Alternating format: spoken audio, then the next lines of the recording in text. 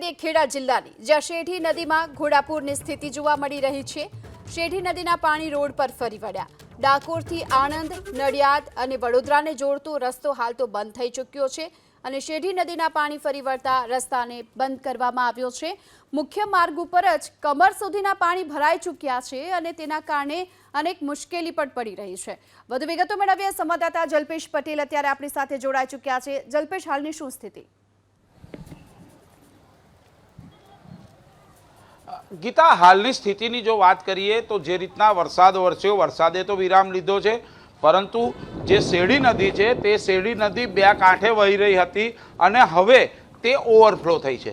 આ જે દ્રશ્યો છે તે યાત્રાધામ ડાકોર નજીક આવેલા રાધે ગોવિંદ ઉત્સવ મંડપના છે અને આ એ મુખ્ય માર્ગ છે જે મુખ્ય માર્ગ ઉપરથી અહીં આગળથી હજારોની સંખ્યામાં વાહનો અવર જવર કરતા હોય છે। આ મુખ્ય માર્ગ ડાકોરથી ખેડા સહિત જે નડિયાદ, આણંદ અને બરોડાને જોડતો મુખ્ય માર્ગ છે। એટલે કહી શકાય કે અત્યારે આ તમામ શહેરોથી જે ડાકોર છે તે વિખૂટું પડી ગયું હોય, સંપર્ક વિહોણું થયું હોય એવા દ્રશ્યો છે।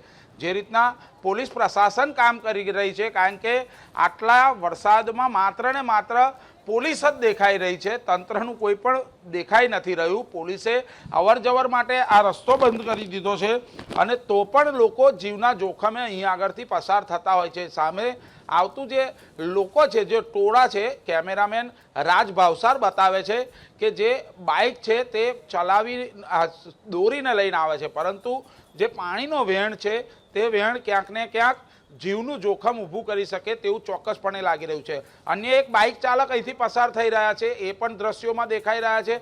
ચોક્કસથી તેમનું બાઇક બંધ થઈ જશે, કારણ કે બાઇક ડૂબી જાય એટલું આગળ પાણી છે, પરંતુ તે પણ સાહસ કરીને અહીં આગળથી નીકળી રહ્યા છે। ચોક્કસથી એબીપી અસ્મિતા આવા તમામ લોકોને નમ્ર અપીલ કરી રહી છે કે જો આવી કોઈ જીવનો જોખમ લઈ અહીં આગળથી કે કોઈ પણ જગ્યાએથી પસાર ના થવું।